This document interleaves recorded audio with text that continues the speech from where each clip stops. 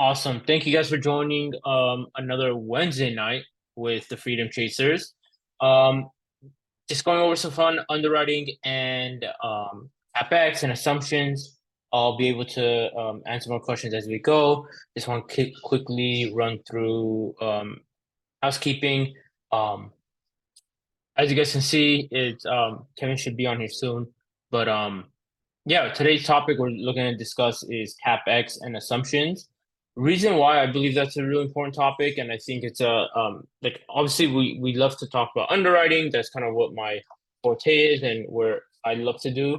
I do think it's important that no matter what role you play in this wonderful machine that each deal requires, I think everyone should have the ability to underwrite, should have the know-it-all or like knowledge of it, at least a basis.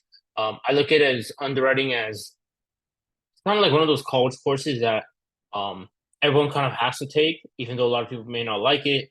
Some people love it, but it's something everyone needs to know, like one of those more general things in the investing world. Um, so yeah, that's what we're discussing today. This is just a way to find us. Um, as I mentioned, my name, Instagram and phone number are in my name under my video. But here's my information. Quadriga is the brokerage that I own and operate here out of Los Angeles, California. Um, been in real estate as an agent slash broker last 5 years or so. And then just really took a year to dive into multifamily. And that was 2 years ago, actually, which is crazy to think about. Um, and been on this fabulous journey since. And actually just closed on 120 units in Florida, which if you told me 2 years ago, I didn't think was possible.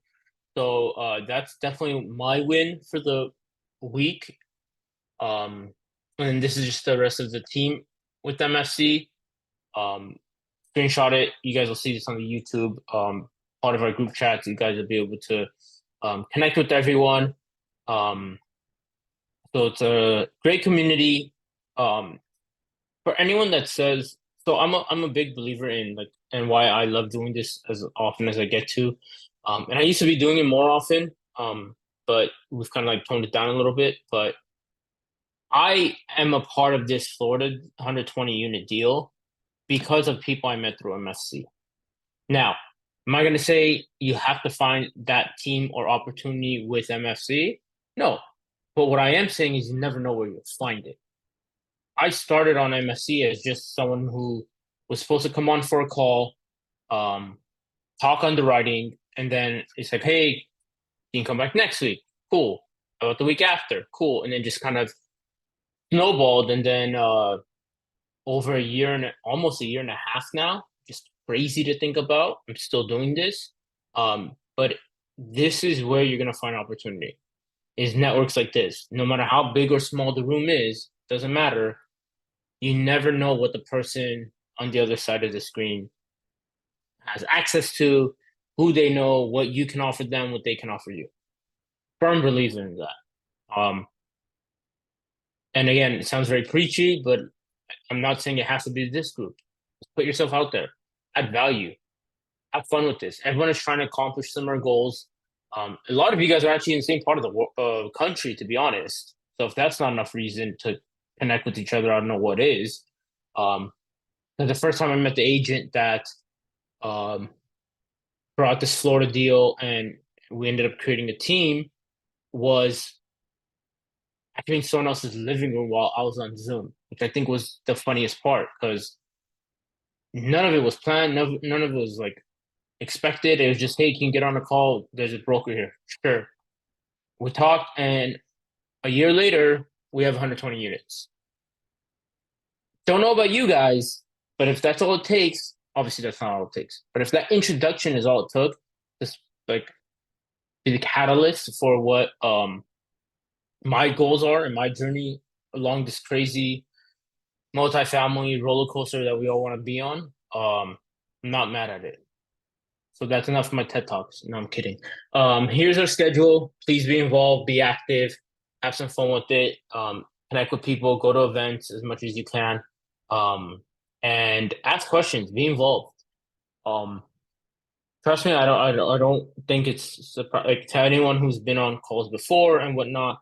It's a lot of these type of calls, people aren't very like don't aren't involved or don't know what to ask or don't know necessarily the crowd or don't know the people who are going to be remembered and are usually doing the most deals are the ones that are most active. Speaking from experience, I was part of a mentorship and it's a pretty good price one. It definitely wasn't free and it definitely wasn't cheap.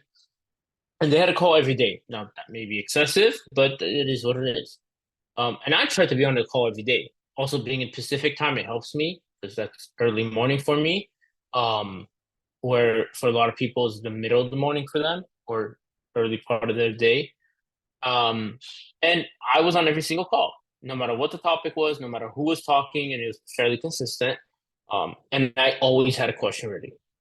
Didn't matter the topic, didn't matter who was talking, didn't matter if I had asked that question before or was gonna ask it again the following. I always had a question.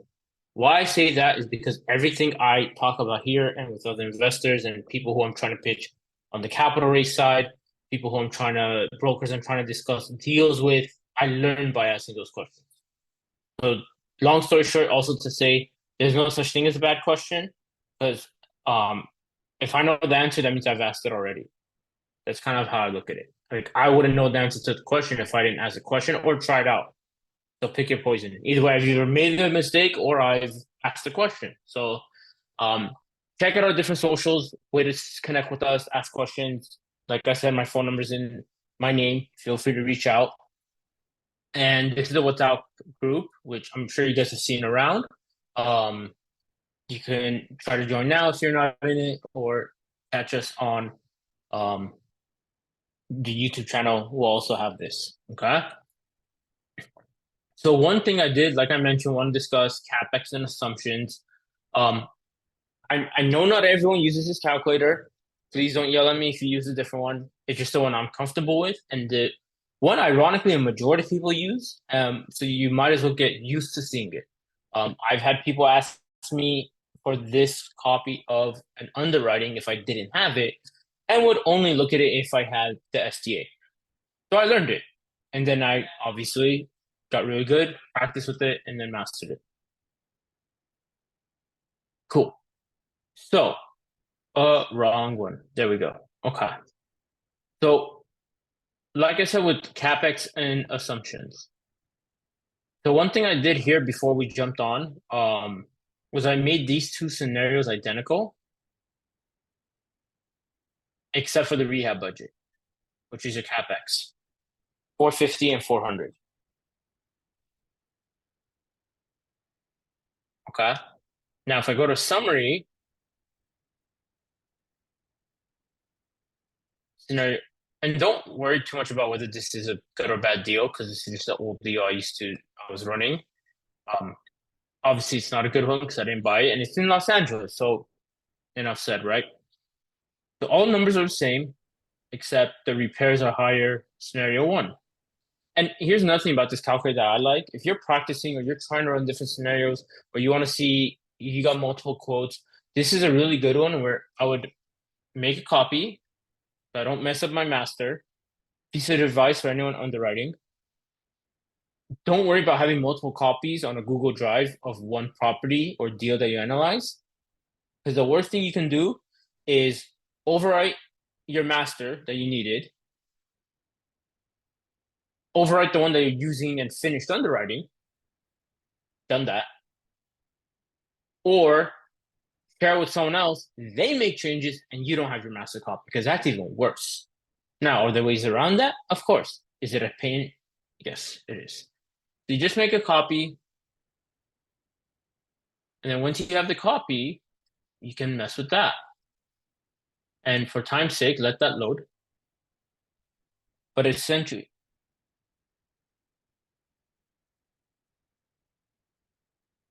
oh, okay. So if you're referring to the repair cost, the question is there a reason why you put a lower number on my version than the marketing package? Um, I'm just using it to show the example. I'm basically just saying if everything's identical, here's what happens when your numbers are um, different. It's really just an exercise. Um, and honestly, sometimes your number may be lower than the marketing package. The marketing package is essentially just what the OM provides, offering memorandum. The OM is agent created, so take it with a grain of salt, right? Because it's their numbers. And one thing I love telling agents when I'm not at the offer or at the number they would like me to be at, because obviously they want to make a deal happen, is I'm going off the numbers you gave me. You don't like the offer, like you gave me these numbers. I didn't make anything up. Where we can have a conversation is the assumptions, which we'll get to later. I love how this all ties in, right? So if I go here and let's say the numbers, just for simplicity's sake, bad numbers, don't get me wrong. You have 14% here, scenario two, 17%. Now you might think, oh, that's 3%. That's not a big deal, but it is. Mind you, it's also just a very small sample, a small example. If I'm talking about a deal in the millions, for example, my Florida deal, the 120 unit, our rehab is like 2.3. It's 400 seems very minimal. Um, that's a big fluctuation, right? Very big difference. Why is that number important as well? Looking at a bigger picture, is that's member capital needed to close. Um, so that's where the CapEx is really important. You're never gonna look, I'm out. You're never gonna have the number 100% or like on the or like spot on when you're doing your underwriting. Not realistic. You haven't walked the property. You haven't even gotten your own contractor out there. You even haven't seen the full scope of work that's going to be needed. You know, you can budget for A, B comes when you actually walk it, C is when you actually start doing the work, and getting more accurate quotes. Anyone who's done a flip, done remodeling, done anything of that sort knows what I'm talking about with um, budget and estimating. I don't care how many times you do this to get your rehab budget spot on. Like I'm not banking on that. That's why you create buffers. And then we'll go through that as well. So when it comes to the CapEx, and does anyone have any questions in general about just CapEx, how it affects the numbers, and why it impacts your returns? Any questions so far before I continue?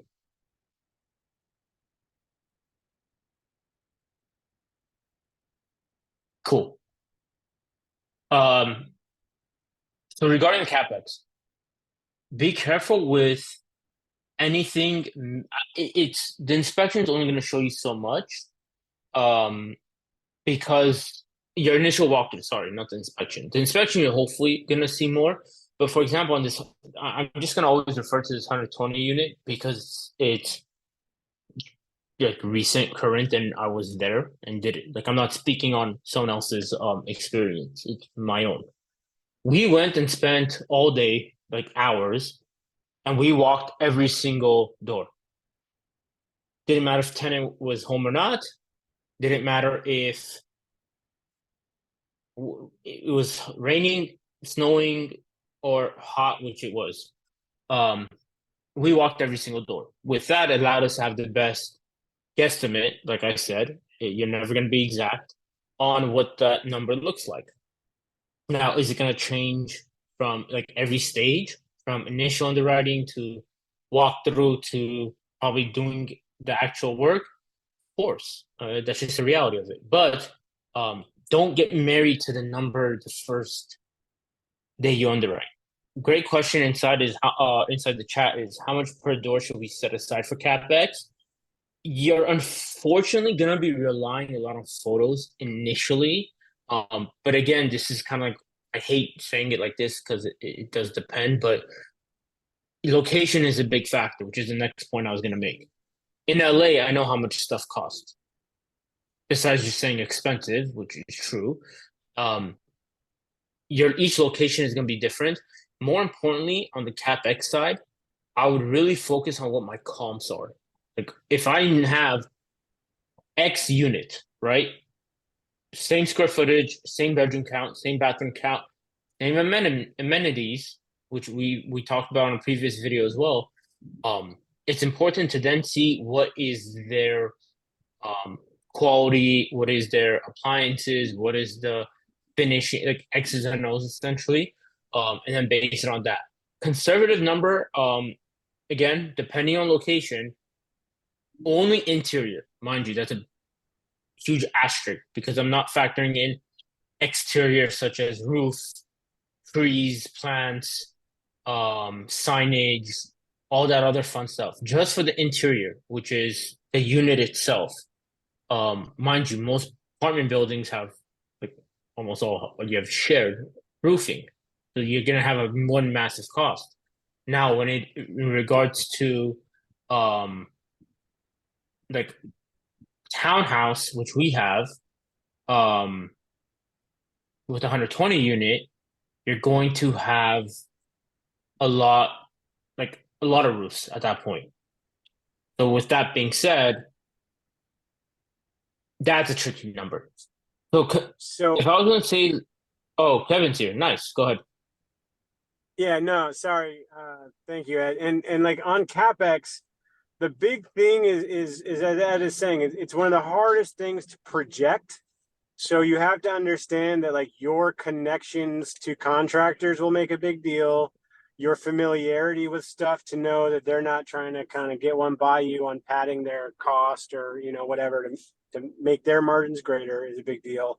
And then also thinking about just as Ed is talking, you're going to have common areas that have to be addressed or may need to be addressed, but those are going to be capitalized down to a per door basis at the end of it. So with our 120 unit, when we look at everything, we got a little bit lucky with that property. The roofs are less than 10 years old, and therefore we knew that we wouldn't have to necessarily concern ourselves with roof replacement. And we were able to focus on amenities, other exterior features, and the interior.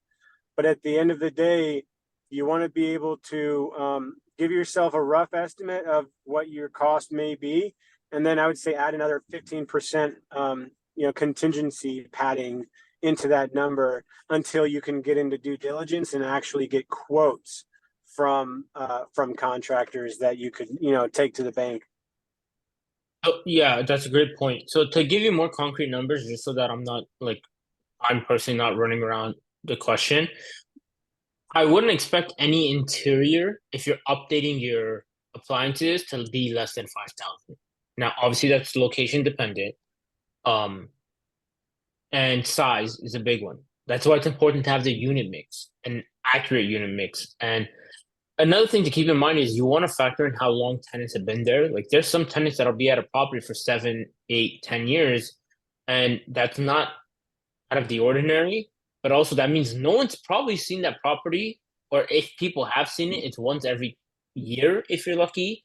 Um, like I know when we're doing our walkthrough, there's some units that they may have never seen, right? You're not gonna see every unit all the time and know everything that's going on. As much as we say we'd like to, it's just like reality has set in a little, right? So in that case, you want to make sure that you're really like kind of preparing for the worst to a certain extent. Um, and then just get a few quotes. How much would it cost? How much would it cost to do as contractors? Get 3, 4 bids. Have an 800 square foot, 2 bedroom, 1 bath.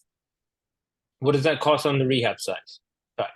One thing that's wonderful about learning about a market and going deep into a market is for the most part, if you're rehabbing a bathroom and kitchen, they're usually same size and their price shouldn't change that much. At most, maybe your appliances will. But realistically, like I'm not going over the top compared to my competition unless I know for a fact it's going to make a difference in my rents. And that's even a hard sell for me because it's like I'm underwriting it at this number with this as my comps and my competition essentially, because the comp is going to be your competition. There's a property down the street, similar size, similar amenities, similar unit mix. Just because they only have 3 units available now, they may have 7 by the time I take over, or they may have 1. I don't know, but they're probably going to have everything in a similar ballpark. So that's something to keep in mind too, because your finishings and all the X's and O's are going to be very important when it comes to getting a good idea of a quote. Contractors will usually not even quote that, so make sure you include that. If you're even gonna include it, are you gonna have a washer dryer? Are you not? Keep that in mind. And how is that going to reflect in the lease over responsibility?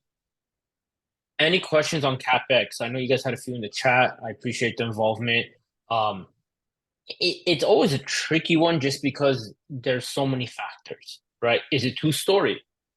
Um, is it a full gut? Is it like, and here's the thing too, it's a law of averages. Like when we put in this underwriting, for example, if I put 450, that could mean one unit needs 10,000, the other unit needs two. The roof needs Yep. X, the AC, which is a big part, needs Y, right? And that's another thing too. One thing that I like was very eye-opening to me on this experience with doing the inspection and walk through the properties is not only walking inside every unit, checking all of the whether it's heater, HVAC, whether it's any appliance, even as far as the fridge and um, dishwasher if there was one, or oven, whatever it is. You want to know the situation with those things because those become your problems. Remember, this isn't Yep. just I'm buying an apartment with the tenants. Yeah, you're buying that problem, if there are any, and the problem of the actual interior. Yeah. And I Evan, mean, yeah, by go ahead. by being yeah, and by being detail oriented when you're doing your inspections and not just deferring the activity to your property condition report, company or your home inspector, but actually doing that work with them will end up saving you money in the long run. And so, like, on our 120 unit, the good example on that was as Ed is saying, they did their inspection report, and then we went into every unit and took a picture of every serial number nameplate of an air handler, of a condenser, of the refrigerator, of the stove, of every water heater, every appliance. And at the end of the day, that week we were able to get basically $250,000 credit from the seller, which equated to a little bit over 1% of the purchase price. And that was because we identified the manufacture year of all these things and said, hey, look, anything over like 16, 17 years, we need a full credit for replacement because we both know they're past their useful life and they need to be replaced pretty much after we buy it. The seller didn't even push back that hard.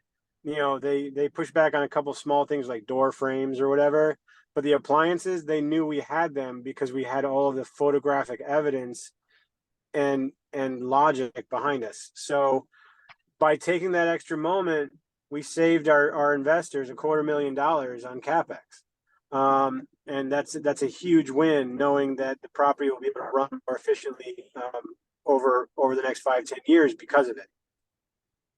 Yeah, and 2 points to add to that, which I like those points a lot. One, there is a quality life component that your tenants have an expectation for. Not everyone has rented before, and some people have only rented, and some people have only owned. There's a quality of life that you're trying to portray when you take over an apartment or any deal, because if you're coming in doing all this great work, but your appliances don't work, or your HVAC sucks, or you have all these different issues, I don't care how nice it looks. I don't care if you have a gym. My AC doesn't work, or it's old, or it's giving me problems, or the pipe, or plumbing, whatever it is. You guys kind of get my point. And like, let's be fair, a lot of stuff and a lot of issues come once things like people move in. That's why reserves are important. You can remodel a unit day one, someone moves in, turns the water on, everything's backwards. It happens. Hopefully not often, but it's something you have to keep in mind and be prepared for and have a budget for it. And guys, that's one thing we want to make very clear when we talk on the underwriting side. You're never going to have the answer to everything, and you don't know what you don't know until you dive into a deal and take over. Obviously, even then you might not know. But if you're not preparing for it, it's going to be a rude awakening when it comes.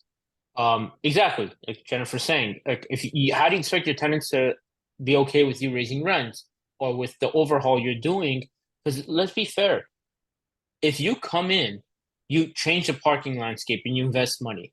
You come in and they see the roof being changed and they see units being upgraded. Look, tenants are gonna get the hint. My rent's about to go up. Like, it's very evident when that's happening, right? For anyone that's kind of like can picture that, like if you're in a 200, unit, whatever complex or like townhome style property, no one ever thinks, oh, they're spending so much money. How nice of them. It's, oh, they're spending a lot of money to improve, but there's a good chance my rents are going up, right? So keep that in mind. Like you are also setting that, painting that picture as well. And to go back to that point of the amount of the credit, Kevin, I think Kevin and I agree on this a lot, and like we stand by this, and I hope a lot of people do because I'm not a fan of it, and you see this more in the wholesaling space, especially with single family and whatnot. I don't ever like going into a deal saying I'm just gonna lock it up and then go back and renegotiate with no intention of ever paying the price I agreed. That's not fun for Yeah. anyone, and I don't really love that. And I'm sure that Kevin's dealt with more buyers, being a commercial agent out there in Florida. Like that's something that has to be discussed. Like, Yeah. hey, like there's a reputation there, right? So if we go in and we say, hey, we have a long like receipt item list, these are the things that we found while we were there. They were opening every door. They know we walked every unit. This isn't us like making stuff up. They saw us take pictures of everything. They saw us sweating in the summer heat of Florida to be there. Like I flew out from LA. That's not a short trip. So like we took it seriously, right? And also that also showed the seller who ended up reinvesting with us in the deal that these guys are serious. They do want to make this property live up to its full potential. Which, guys, I know it may look and feel like it's always business, but at the end of the day, remember, there's some owners, for example, the one we bought this one from, that have had this property for a very long time. They've put their blood, sweat, and tears into it. They've brought it up to what it is. And look, is there value left to be had because that's why we're buying it? Obviously, we see an opportunity, but it's not because they didn't want to do it. It's because they want to retire and enjoy life. They didn't need to push rents because they were the only owner. Right? So keep all that in mind. And I think with all that being said, it makes that conversation that Kevin was mentioning because he's the one that had the conversation. Like we're not saying we've heard this stuff. Kevin actually had this conversation. Like this is personal experiences. And I've had this conversation too on to a certain extent with agents and sellers. Obviously not as much as Kevin, but a little bit. And at the end of the day, you do your homework, and it's really hard for them to combat you and say, "No, that's unrealistic." Sure, you're gonna meet a middle ground. Like everything's a negotiation, but you get my point where we turn around to our investors and say, "Hey, we saved a quarter million." That's a quarter million one less like that we have to raise, which already is a good start. Secondly, these numbers, like I don't think the weight of these numbers specifically with this that I've highlighted here, this is a direct reflection of member capital needed at close. Like there's the correlation. This number goes down, everything gets better because you're just not using as much money, obviously. How do you go about rehabbing the units when tenants are occupying them? That's okay. So that's a good question. When you're obviously okay. So anytime you're gonna rehab a unit, it's never gonna be tenant occupied. Where you have to factor that in, and where that's um really tricky and sometimes hard to project out unless you talk to someone who has experience, whether it's a management company or just an operator who has been through a deal life cycle, is you are not doing all the property or all the units at once. Like you're just going to be underwater, and that's just way too messy and risky. But that is why also having all the information available and being in great communication with the seller is important. So let's paint the picture. You acquire the property, you're obviously going to have some units that are month to month or coming to the end of their 1 year lease term. So then this decision, you're playing a little bit of like scheduling, which is a field of construction for anyone that's not familiar with it, where okay, I have X number of units vacant now. Let's call it 3% total. Okay, we can tackle these if it makes sense. But what's the location of them? If they're all in a building, is it feasible to do these three at one time? What's their current condition? Um, then you tackle those. And then one thing that was posted in the chat that I like a lot, offer them one of the newly renovated units at the new market rate. Absolutely. Especially if they've been a good tenant and they've been paying and you have no issues with them. Hey, we know your lease is coming up. We just completed this unit down the hall, let's say. It's the same size, same square footage, brand new. People want comfortable, like consistency and being comfortable and not having a change of scenery in regards to location is really big to people who are, especially like if you're renting. I don't want to move across town if I don't have to. Moving sucks to begin with. Like I've done it once and I'm over it. Like I'm good. A couple times actually, but you get like yeah, it's not fun anytime. Um, absolutely. And another thing to keep in mind with that point, if you do have good tenants, don't be afraid to like, hey, we'll offer you this unit at a little bit of a discount from market rent. Now you're not gonna give them a large discount, but hey, book it now. We know you're a great tenant. We know you're gonna qualify X's and O's. You want to incentivize the people who make the your building or complex or community actually feel like a community. Because remember, they see everything. The people walking the hallways every day are gonna see more stuff than any one of us. Um, exactly, Javi. And that's a big thing too. Like you have to remember the tenants are in your house. It's a big thing too. Um, so yeah, you definitely want to do it in phases. You definitely want to make sure that um you're not biting off more you can chew. And that's where having a strong contractor or someone who has experience in that space. Luckily for us, like we have a property management company who has thousands of units under management just being rehabbed, like not counting total portfolio. So having that experience and having someone backing us like that, one makes investors feel safe. Like, okay, you can't screw that up. You know, you have someone trustworthy backing you. And that's the whole thing that like this is all credibility. Like hey, we're doing this. Cool. Have you done it before? Oh, but we're working with these people who have, and yes, someone on our team has. All right, cool. That's a really big question investors are going to have. Because let's be honest, right now, especially in the circles that a lot of people on this call are in, it's not hard for someone who wants to invest 100, 500, 800, $1 million into a deal. It's not hard for them to find a deal.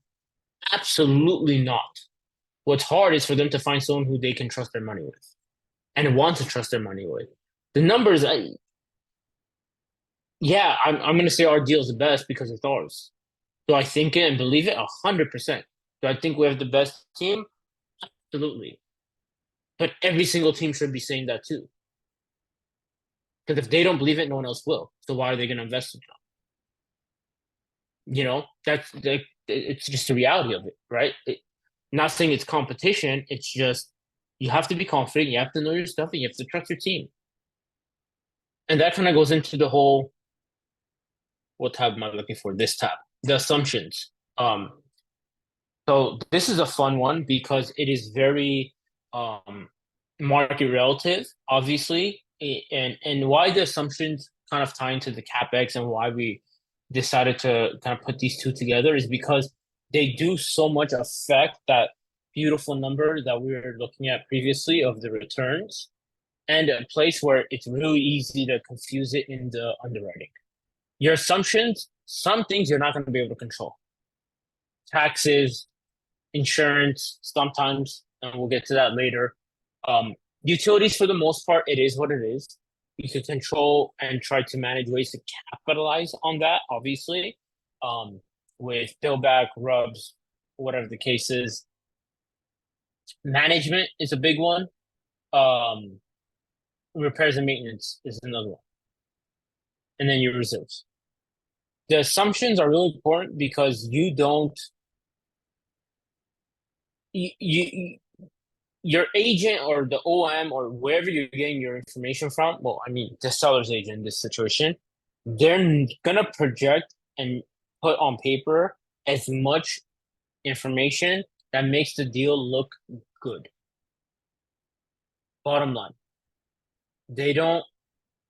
They're going to say XYZ is what it's going to be once you purchase it after 2 years. Again, take it with a grain of salt. Does that mean that that's definitely not written in stone? And that's probably not what's going to happen. You have to create your own assumptions, and that's where you can have that negotiation back and forth. It's kind of similar to the example we said earlier of, hey, we did our homework, we got all these items inspected or reviewed, or we took pictures and we did spreadsheeted out the cost. We're asking for X credit or X reduction in price because we did our homework. Hey, I have this offer. How'd you get to that number? Because of XYZ. Okay. That's when you have the conversation with the agent and you like kind of meeting of the minds, and hopefully you get on the same page and get an offer accepted with the seller. That's the essential idea. But you can't argue or control what the current rents are. That's the reality of it. It is what it is. I can say what the comps are, but that's off of homework and what other people have, or other apartments and similar units have rented their unit out in the area. So the assumptions is where it's going to be big. And for anyone that's done, I'm just going to take it home a little to like single family and flipping. Has anyone ever seen a fixer and shopped it out to, let's say you're wholesaling? You have 4 buyers and they each give you a different price. Why is that? Well, it's their assumptions. They're assuming their cost is going to be X, they're going to sell for Y, and their margin is Z. On a small scale like that, people miss out on deals or maybe off on the numbers on one home. Now, what happens when you multiply that across 50, 100, 200, 300 units? You can see how it can cause a problem. Any questions that you guys have had before I get too far down this rabbit hole on like assumptions, what those are, and how they impact the underwriting, or any obstacles people have faced in general with assumptions and kind of how to find some of this out? You can put it in the chat, raise your hand. Kevin, if you have anything to add or jump in, obviously feel free. Okay. First thing that's really important to know, and I know we talked about this, I believe, a couple of weeks ago, or a month ago. The taxes and insurance. Talk to as many people as you can regarding the insurance, especially as many people on this call are in Florida. The on-site manager. The reason why I labeled it and put it like this is for an 18-unit building in Los Angeles. And you might be thinking, do I need both? You might. Like, some cities have weird rules where over X number of units, you have to have someone on site. You may have to have someone off-site if you don't want to have any involvement, like the owner didn't want any hands-on involvement, so they had someone off-site. Sometimes those numbers are or are not put in by the agent on the OM for your pro forma expenses. These are numbers that are going to affect your bottom line. And these are numbers that are going to drastically change what those returns and the overall deal looks like.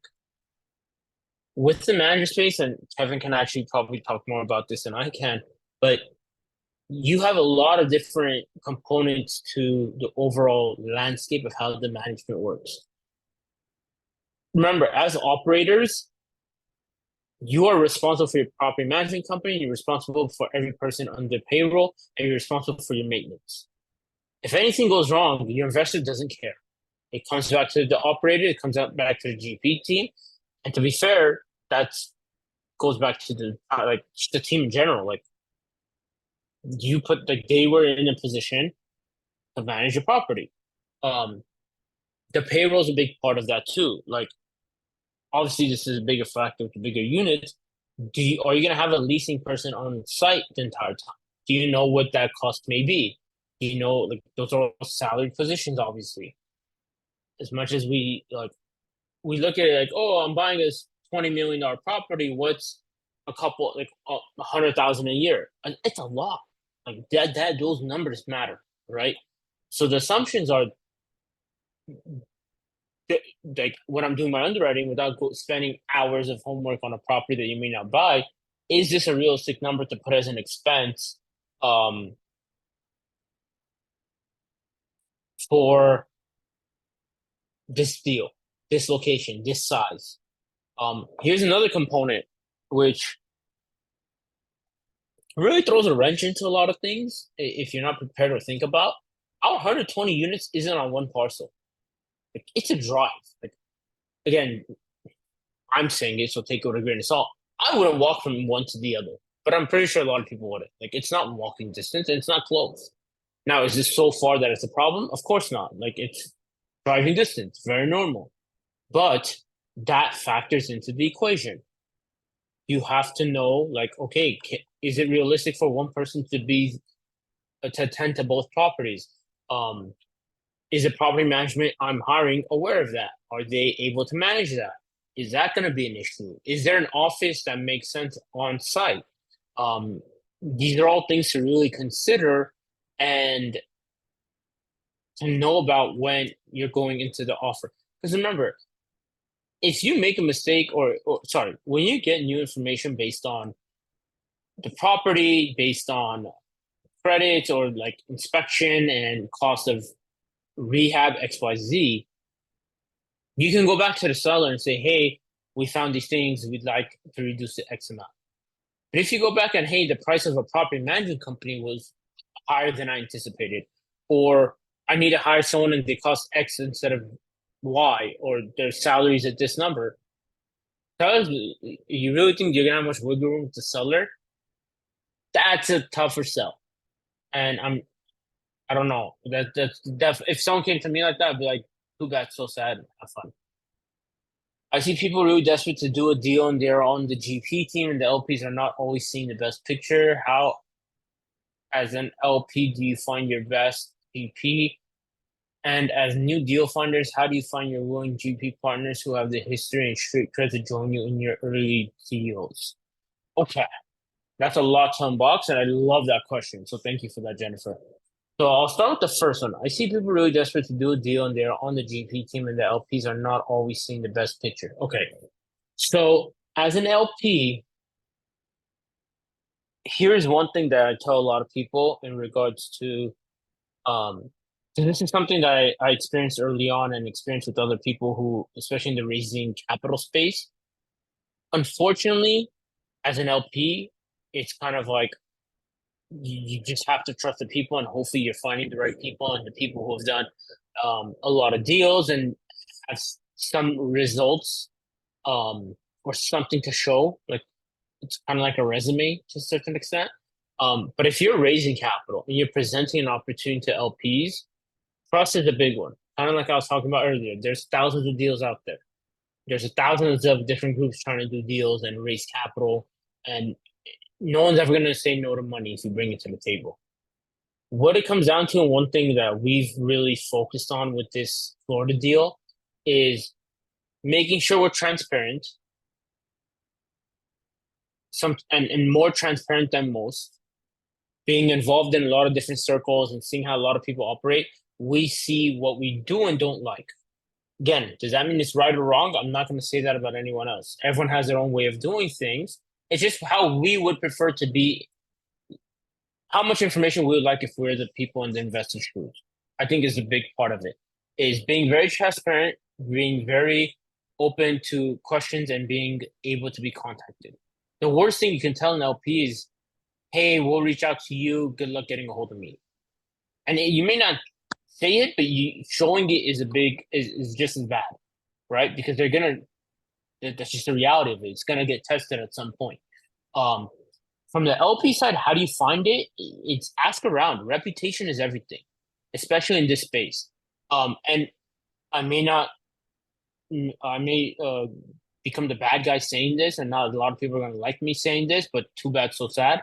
And the reality of it is, just don't base it on social media. Don't base it on YouTube views. Don't base it on whatever it is. Base it on the person and their results. Because the most popular person on Instagram, the most popular, most viewed YouTube video just means you're good at marketing. Let's be fair. Just the Yep. reality, right? And again, Yeah. like I said, I may be the bad guy, but I personally don't care if someone is 5 million followers, 10 million followers, or 10. Bottom line is like people are trusting with their money. And at the end of the day, nobody cares about anything except how am I getting that money back and is this the best place for me to put it?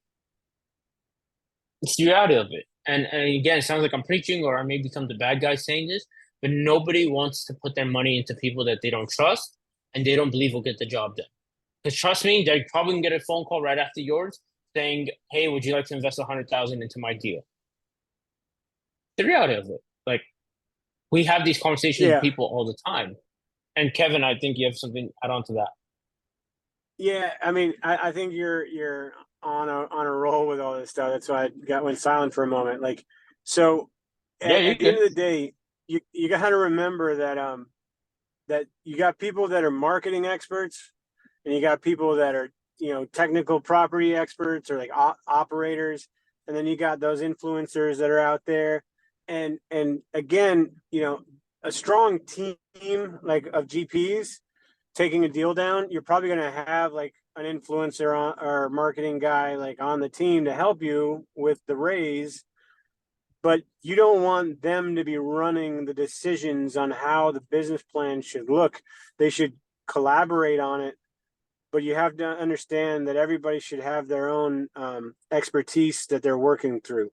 So at the end of the day, the review of who's doing what and their track record will speak volumes, and then even if you have the ability to find out an LP that was involved in one of their previous or currently operating deals to then comment on like, hey, I know that you invested with XYZ last year. How have your distributions been so far? Like I remember this year I was talking with a friend who invested with a group that is very good at marketing, and very, very prevalent. And they were like, you know what? We invested like 200 grand and we haven't even gotten a distribution. So, being able to pause for a minute and not get caught up in the pitch and then going out and verifying their past performance or current performance will speak volumes and protect yourself from future heartache.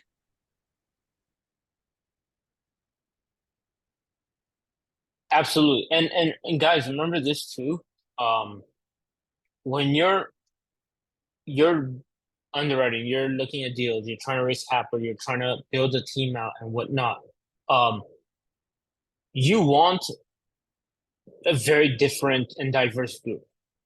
Like I'm 30 years old. I don't know a lot of the people or even half near as many of the people in this space as the older people on the team. Just the reality of it. Like, they've been in it, they've done deals, they've done operated and ran through thousands of units. So for me, being a young guy, I'm kind of taking a back seat to a certain extent, but also like using this opportunity to learn, to get my feet wet, but also find a way to provide value. Whether it's through the underwriting and learning the asset management side, or it's raising capital is with my own network being here in Los Angeles. Um, 'Cause I'm gonna be honest, this experience I've we've all been pushed. Like this is not easy. For anyone that says, "Oh, come join my course and you'll have 100 units or 500 units by the end of next year," shut up. It's not easy. Like no one's handing out units like that. It really comes down to tackling the phones and finding where you can plug in and get it across the finish line. Yeah. Michelle, if you've been in the GP or have any experience with purchasing as well, I'd love your take on it. Because I feel like Kevin and I can rant forever about ours. Um, I don't. but I think I've been in management, property management, and I've okay, done some asset management and commercial for office space. okay, I know it's different than residential, but I've also managed residential, so I know it takes everything from that you're a, talking about. Uh-huh. oh, that's awesome. I love that experience. It's a great background too, and can bring a lot of insight to these type of calls. Is that more from the syndication, or you're more focusing on just like the team itself and um, not really worrying about the acquisition side? Um, More the acquisition side. Okay, Hmm. awesome, Yes. awesome, very cool. Thanks for jumping in too. I appreciate that. And we'll Thank keep you. that in mind too. We I didn't realize what time it was, but we'll definitely have a few points where we're gonna refer to you for some help down the line. Um, and then kind of not to overlook that second question with new deal funders, how do you find your willing GP partners who have history, credibility to join you in your early deals? Um, what role do you play first? I think is a very important question. Now, no one doing their first deal do I recommend go try to asset manage 150 units and millions of dollars worth of investor money. Um, and this is a big thing that we talked about in the Fast Pass program as well with the MFC group. That I think some people on this call were, yeah, for sure. Um, is knowing what role you play, and no one is going to know that but you. Obviously, not. It's the whole idea, and I'm a believer in the statement: you don't know what you don't know. So maybe not knowing what roles are available or where to start, it's overwhelming. I'm not gonna sugarcoat it. Um, but what do you like? What do you think you're good at? And look, if multifamily isn't for you, it's better to come to the reality and be like, hey, I don't know where I fit into this mad puzzle, but everybody knows somebody. Everyone can make calls and talk to potential investors and build relationships. Like, I think anybody can capital raise. I think it takes a very special group of people to say they like it. That's for sure. And not saying it's easy, not saying everyone's good at it, but there that is a quality and skill that can be developed. Um, Everyone knows somebody. And here's the funniest part, and what my favorite thing about this whole thing, you never know who someone you know knows. Ask, tell people, market yourself. Like you don't have to have 3 million people following you on Instagram. You don't have to have 100,000 people following you on Instagram or Facebook or LinkedIn. If you have 1,000 people, but 100 people know what you're doing, I could have 100,000 people. If 50 know what I'm doing, you win. You're beating me, and I have 10. Wait, 100,000. What numbers did I say? 100,000 more followers than me. You or 100 times more followers. You get what I'm saying? Whatever. Too many numbers. But at the end of the day, it comes down to exposure because your 100 friends will see it, and they'll be like, "Oh yeah, I saw so and so." I'm gonna pick on you, Jennifer, because I can see you on the camera. We're talking about some real estate stuff or some investing stuff. I don't know much about it, but you should reach out. Let me make that connection. And we, especially today, like you don't know who sees your stuff. That's the whole point of social media. We don't know who's watching us. To be fair, we don't think anyone is, or we only think one person is. Doesn't matter. Um, so the long-winded answer is find your role. If you love underwriting, you're good at finding deals and talking to brokers, do that. Hey, I found this great deal. Let me be a fly on the wall. Because if you go to an operator or a um, asset manager or GP, whatever it is, and you're like, hey, do you need help? It's okay, what can you do? But it's hey, I can do this. Cool. Like we can or can't, but at the end of the day, there's two things that you can do that no one is ever gonna turn down. Find a good deal and raise a lot of money. There's nobody you can bring one of those two things to that will turn you down. And if they do come to me, I promise you I won't turn you down. If you find a really good deal and if you find money, I promise you I will not hang up the phone on you. And as you guys can tell, I don't shut up anyway. So we're probably gonna have a long conversation. Ask Aaron. I didn't realize you're on here. This guy texted me the randomest hours, like, hey, I found this deal. Hey, let's get on a Zoom. 2 hours later, I'm like, what are we doing? Like, I don't even know. We're so far away from the property, it doesn't matter anymore. Like, because we're just talking about like what is going on, you know? And it's not an easy space to walk through alone. Unfortunately, I feel like a lot of people are charging for their guidance. I'm not a firm believer in that. Obviously, I do feel like there's things that are worth paying for. Like I've done it, we'll probably do it again, but I'm not gonna sugarcoat it. And you guys can like it or not, but too bad. How much money would someone need to bring to the table to be considered to join a team? Great question. We have to be careful how we answer that because you can't just bring money to the table. Unfortunately, I saw Kevin like Edward. Be careful. So Yeah. for you guys to know, there's a lot of rules and regulations, and I'm by no means the right person to ask about this. You can't just say I'm going to bring X dollar amount and expect X in return. And that's when I'm kind of going to pass it to Kevin and let him take over. Yeah, it's a little loud for me here, so I'll be quick. The SEC You're has good. regulations regarding how that is affected. You're not allowed to just bring money to the table and get GP. When you have an operator that offers you that, you should run the other direction. It's against the law, and you can get in a lot of trouble and even go to jail for it. You must, as a GP, perform a minimum of 2 integral tasks of the acquisition. And that is the underwriting, deal sourcing, it is the fundraising, and then it is the asset management. If you cannot get yourself onto a GP team that allows you to perform at least 2 of those functions, then you are at risk. So going back to the original question on values, again, that's kind of a hard target to talk about because it comes down to how much equity needs to be raised in that particular deal. You know, if you're working on $100 million acquisition or a $5 million acquisition, it's going to look extremely different. And at the end of the day, LPs and your other GPs are generally going to want to see that you have skin in the game to know that you're going to care about the outcome. You know, if you're just going to kind of roll in your acquisition fee to get some point, GP points, or that, turn that money you would make in the deal as a way of getting the money invested in the deal, that's always looked at from kind of a discounted perspective of saying, well, they didn't really pull any money out of their bank account. There's nothing of theirs additional at risk. So some of that psychology goes into play when you're talking to LPs and other GPs about it. But yeah, Ed's right. Like when we have our conversations over the past months, it's always been, people wanting to start with like, well, if I do anything, I need to be a GP and I need this and I need that. And like you don't actually have an inherent value just by having money in your bank account, because there's thousands of other people that have the same situation.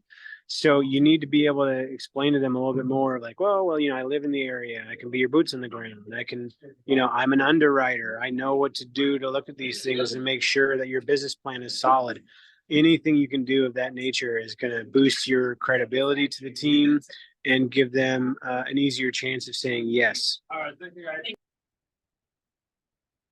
agree. I would align most with asset management role. Secondly, underwriting. Yeah. Any last questions before we hop off? Sweet. This went by very fast. Thank you all for joining. It was a lot of fun. Catch our next MSC Zoom on Monday, and then we have another one next Wednesday, and then you guys know the schedule. So peace out. Everyone enjoy your night. Have a great week and take care. See you guys.